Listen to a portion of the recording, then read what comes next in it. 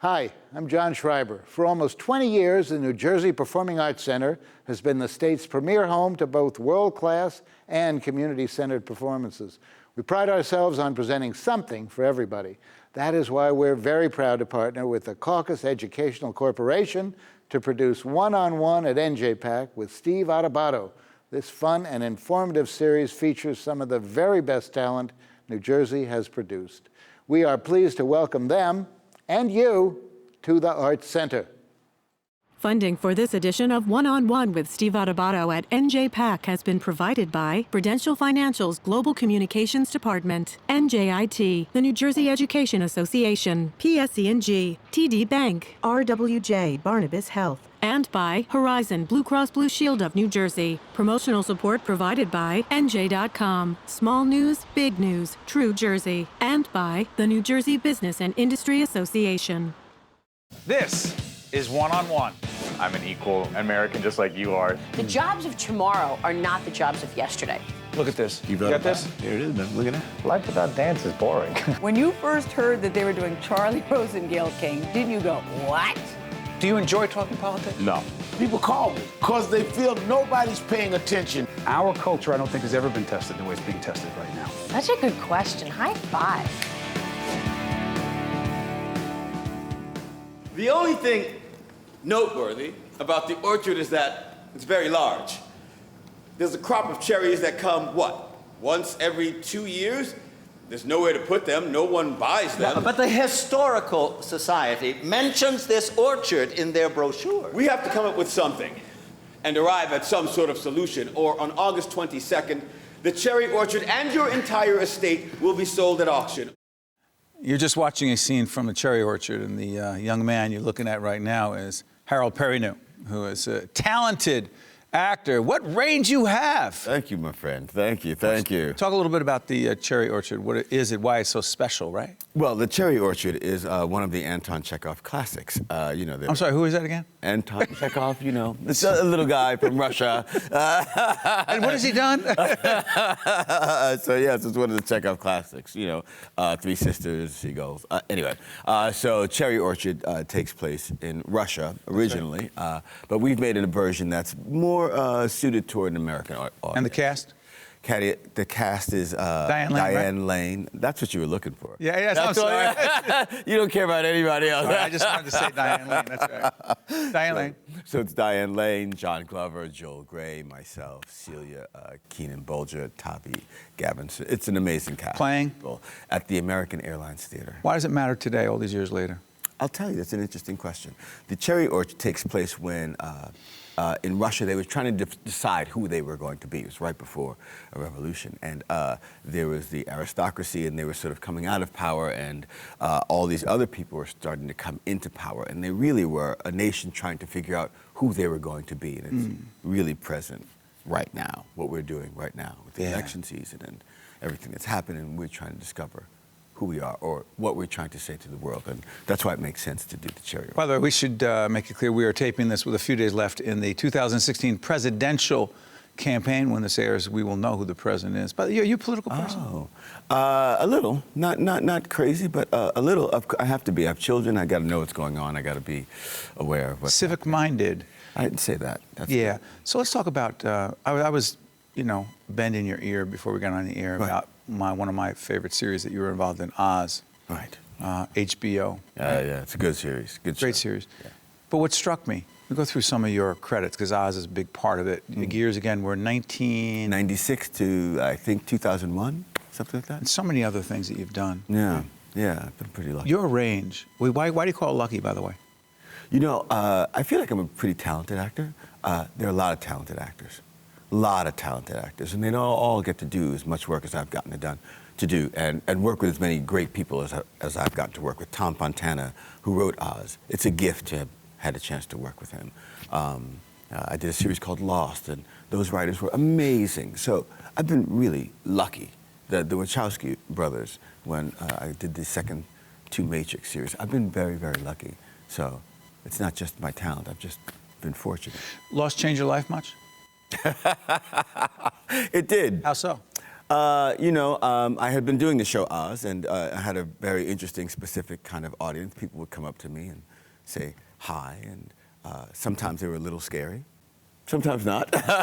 Clear that, and by the way, Google lost.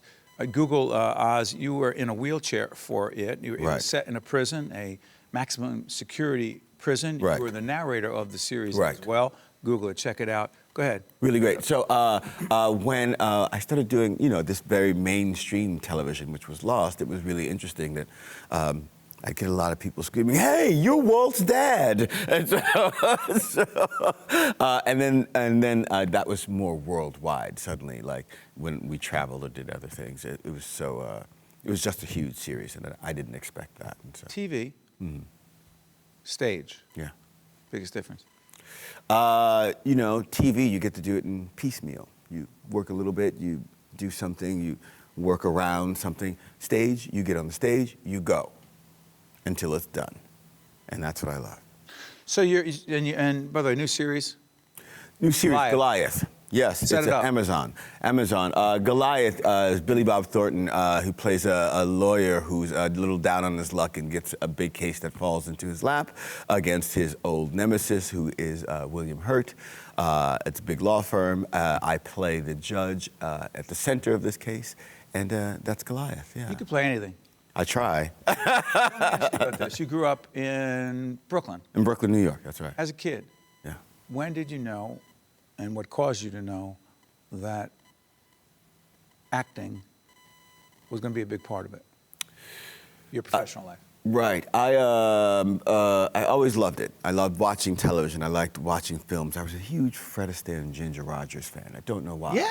Yeah, I don't know why. I would stay up late nights and watch, like, they're on an airplane and they're dancing. I don't know what it was. It was the dance? I was the dance, it was the singing, it was all of it. I loved it. I loved it. I don't know what it was. But you were in Dreamgirls 1989? Something like that. Okay. But I had no access to it. I had no road to being it. And my aunt went to Long Island University, and at Long Island University, they had a theater program for kids. And she took me and my cousins and my brothers and all of us, and we all went in, and like a light went on. There I was. I knew that I was going to do this forever. So I was studying violin, actually, in college. I was playing the violin, and I'm in high school. And when we got to this theater program, I was like, I'm not going to play the violin. I'm going to be an actor. That's what I'm doing. I'm going to be an actor. Yeah, yeah. And your family said? Yeah, no, my family was really supportive. My dad was a little like, okay, let's see. My mom was super supportive. She thought it was good. As long as I wasn't going to be a criminal, they were really happy. Either a criminal, which is not acceptable, or someone? Or someone, just down and out and drug. Like, it's a tough neighborhood. It was a really bad place. And I had a direction, and they were happy that I had a direction, and I was following it and pursuing it, like, wholeheartedly. So it's interesting. You talked about your children. Yes, I have children. How ages?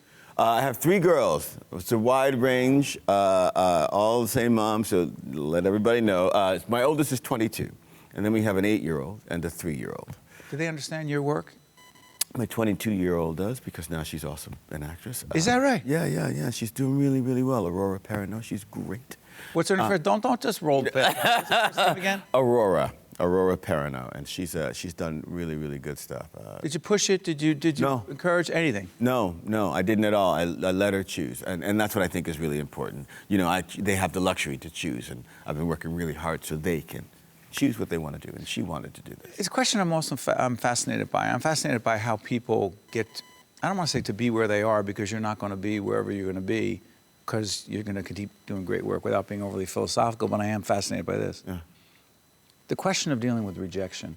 I don't know why I'm fascinated by this. Maybe because I've dealt with so much in my life. Right. You're in this business. Yeah. You're in that business. Yeah. They're not that much apart. Nope. I've had a fair number of news directors tell me, nah, we don't think you're the one. Right. We're going in a different direction. Yes. Well, why you recognize that? I hear it all the time, and especially when I'm I really try hard. You talk about my range, but I try hard not to play the same thing, because I'm really interested in being an actor. And the actor part of it means I get to do a wide range of things, and so I hear quite often, we're going in a different direction. So how have you stayed so positive is the question.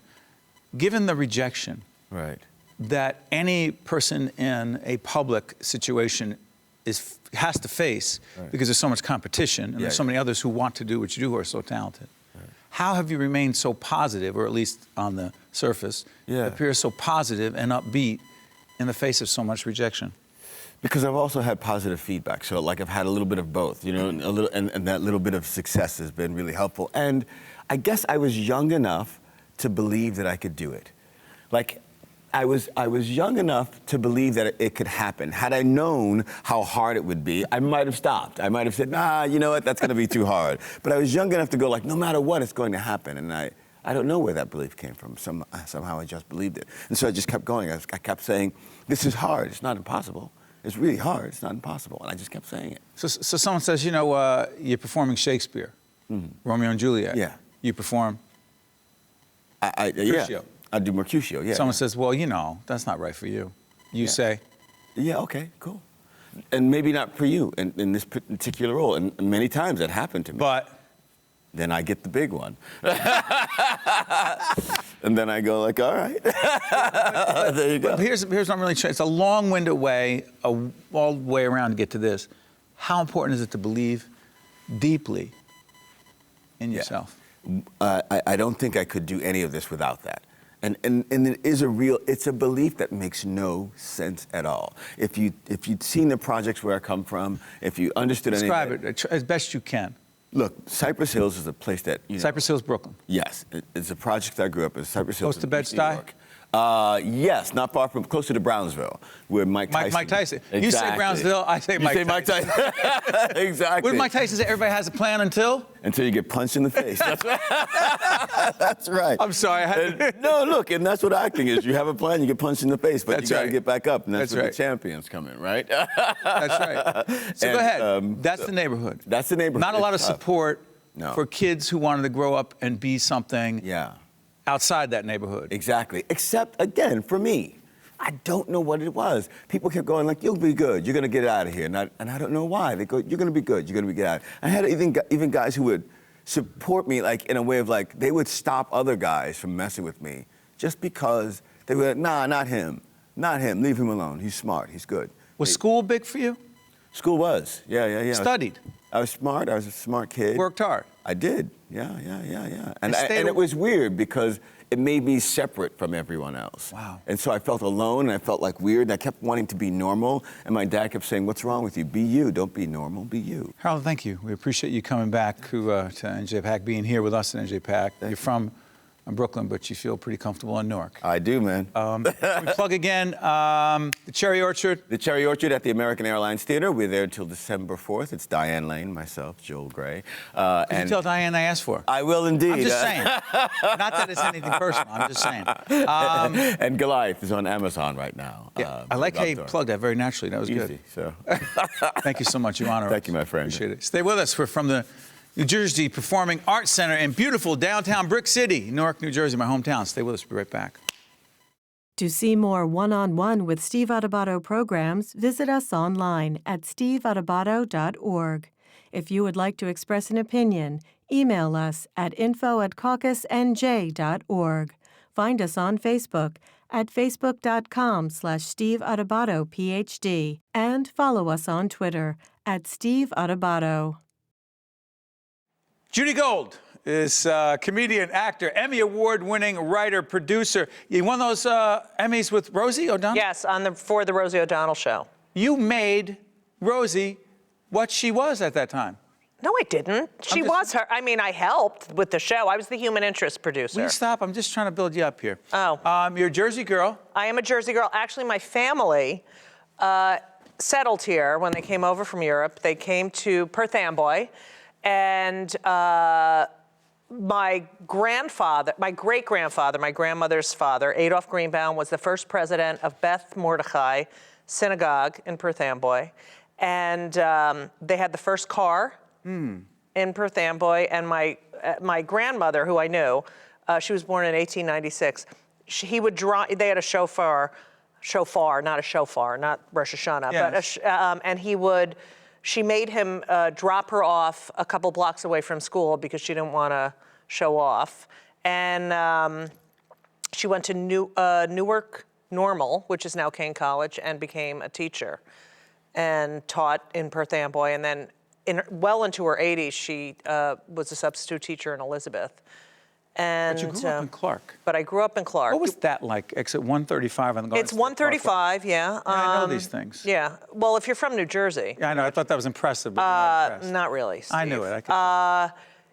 What was it like? It was... For you. For me... Describe you as a kid. Oh, please. Come on. I was 6 feet at 13. And growing up in the New Jersey suburbs was not my ideal scenario. Because? I got teased constantly. Why do you do that? I'm asking why. We're from, look, you're a Jersey guy. Go ahead. We're very, I was... Cynical? Yeah. I mean, we Or we tell it just like it jerks? is. We're jerks. I was teased an incredible amount, bullied. They would say bullied these days. And my mother grew up in Manhattan, and I just wanted to move to Manhattan. But here's the thing. I had older parents. They were older when they had me. We had a beautiful garden. I mean, they grew all their own vegetables. So it really, truly is the Garden State, even though everyone makes fun of that. I went to Rutgers. I do feel, I travel all over. I can tell a Jersey person immediately. And I do feel I feel my roots are here, There's something about us, isn't there? There is. What is it? It's that brutal honesty, I think. You know what I mean? The rest of the country, why are they sometimes offended by us? Because they're intimidated. The rest of the country, because they have this vision of New Jersey as this cesspool. And when they realize, how many famous people live in New Jersey? It doesn't stop. I know. And Bruce is just like, that's the obvious. We have the shore. There's culture, there's food, it's an incredibly beautiful place. Speaking of talent, first, the stand-up thing for you. So I was in Rutgers, and we did this Secret Santa thing. You were majoring in music, though. Yes, I majored in music. I was in the marching band. These are all the reasons I was unpopular. Marching band, 6'3" by the time I graduated. Really, there's... what more can you ask for? Clarinet in the marching band, and gigantic. Go ahead. How'd you know you were funny? I don't know. I was always funny. I don't know. I was just always kind of, except for this interview, I was really quick with the retorts. I'm funny, but it was too. Funny. I know that nobody else believes it, but... Stop. See, the crew is cracking up. I can't take it. We don't need your nastiness right now. But seriously, you're 6'3", you're in the band, you're... and I got teased a lot, and my mother told me to ignore everyone. Ignore them, they're jealous, ignore.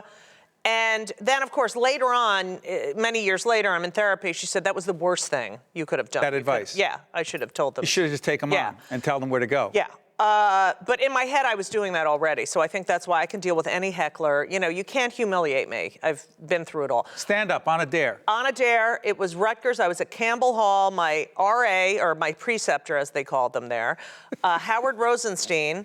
Italian. Go ahead. Jew. He said, he sent me a note saying, you have to do 10 minutes of stand-up comedy and use everyone on the floor as material, because I was always funny and cracking jokes and telling stories. So I took the day off from class. I took it really seriously. And I did this show in the lounge. And it was like an out-of-body experience. It was like, I have to tell you, it was like God had spoken to me.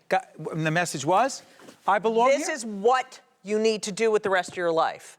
You need to be on the road, miserable, wondering when your next gig is. This is what you're meant to do. It would build up your confidence and not play to your insecurities. Yeah, exactly.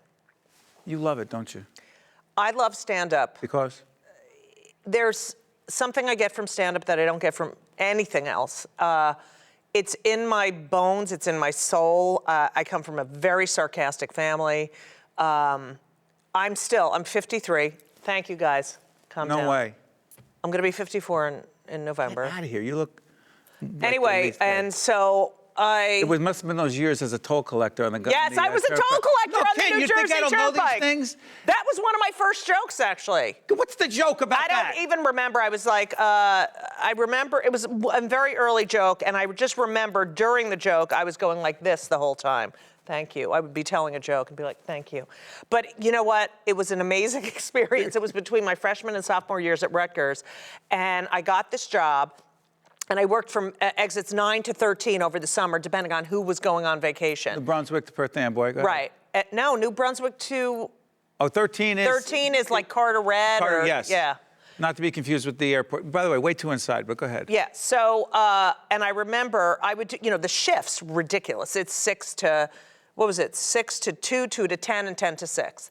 And whenever I had like a 10 to 6, I would have, I'm not kidding, other lanes, no one's in the lanes, and I have 90 trucks because they're all on the CB radio going, chicken lane 9. Yes. And I would have a huge line of, and people going to the Garden State Arts Center. I saw my first concert, Burt Bacharach and Dionne Warwick. No, mine was James Taylor. Yours was Burt Bacharach and Dionne Warwick at the Garden State Arts Center.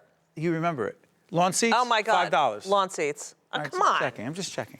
Listen, they're telling me they want me to ask you about the LGBT advocacy work you do. Yes, I'm a member and Jewish advocacy.